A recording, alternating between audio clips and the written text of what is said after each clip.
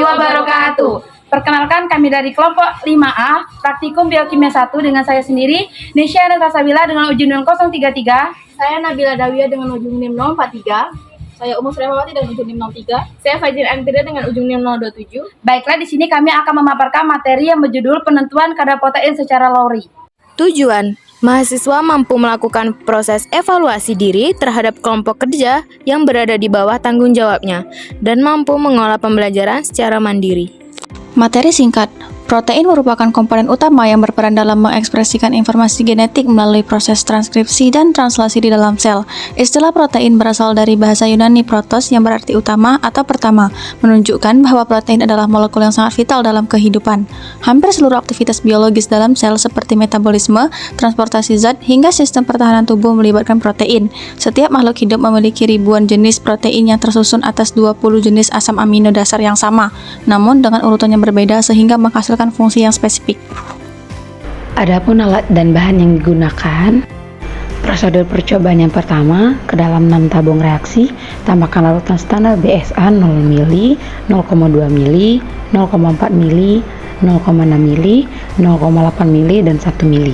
Yang kedua, tambahkan 1 ml Aquades ke dalam masing-masing 6 tabung reaksi. Yang ketiga, tambahkan sebanyak 5 ml larutan C ke setiap tabung reaksi. Keempat, tambahkan sebanyak 0,5 ml reagen polin siolateo ke setiap tabung reaksi. Yang kelima, setiap tabung reaksi didiamkan pada suhu kamar selama 30 menit.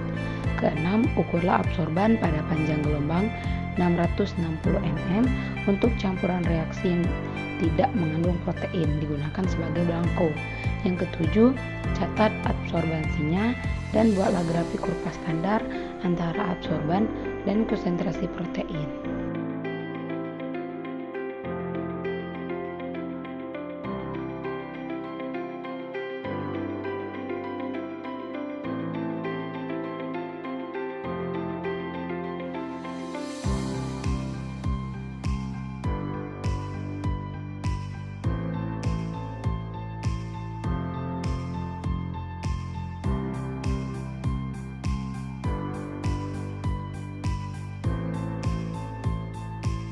Selanjutnya, pembahasan penentuan kadar protein secara Lowry.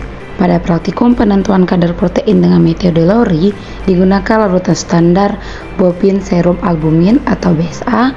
Untuk membuat kurva standar, prinsip metode Lowry adalah terbentuknya warna biru akibat reaksi antara protein dan reagen polin siolateo yang dapat diukur menggunakan spektrofotometer pada panjang gelombang tertentu.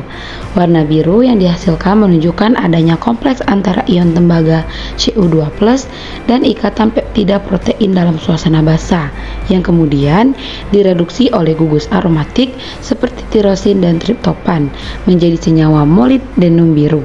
Semakin pekat warna biru yang terbentuk, semakin tinggi pula kadar protein dalam sampel.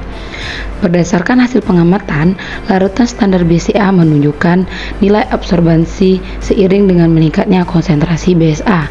Hal ini menunjukkan adanya hubungan linier antara konsentrasi protein dan absorbansi sesuai dengan hukum Beer-Lambert, yaitu semakin tinggi konsentrasi zat, maka semakin besar pula intensitas cahaya yang diserap. Kurva standar yang diperoleh memiliki hubungan yang baik dan dapat digunakan untuk menentukan kadar protein pada sampel yang tidak diketahui. Hasil pengukuran terhadap sampel menunjukkan bahwa kuning telur ayam memiliki kadar protein paling rendah. Hal ini disebabkan karena protein telur lebih banyak mengandung lemak, kolesterol, dan pigmen, sehingga kandungan protein pada kuning telur terlalu sedikit. Sebaliknya, putih telur ayam menghasilkan warna biru yang lebih pekat, menandakan kandungan protein yang lebih tinggi, karena sebagian besar protein putih telur bersifat larut dalam air dan mudah bereaksi dengan reagen Lowry. Dan yang B, kurva standar Lowry. Kurva standar Lowry menunjukkan hubungan linier antara konsentrasi protein dan nilai absorbansi, di mana semakin tinggi konsentrasi protein, semakin besar pula nilai absorbansinya. Hal ini menunjukkan bahwa reaksi antara protein dan reagen Lowry berjalan secara proporsional dan akurat. Berdasarkan hasil pengukuran, sampel kuning telur bebek memiliki kadar protein yang tinggi, sedangkan sampel kuning telur ayam memiliki kadar protein paling rendah.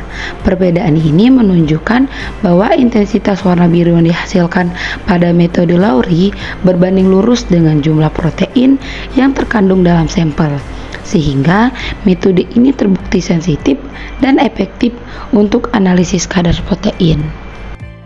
Kesimpulan, metode Lowry berhasil menunjukkan hubungan linear antara konsentrasi protein BSA dan nilai absorbansi, di mana peningkatan konsentrasi menghasilkan kenaikan absorbansi sesuai hukum Beer-Lambert.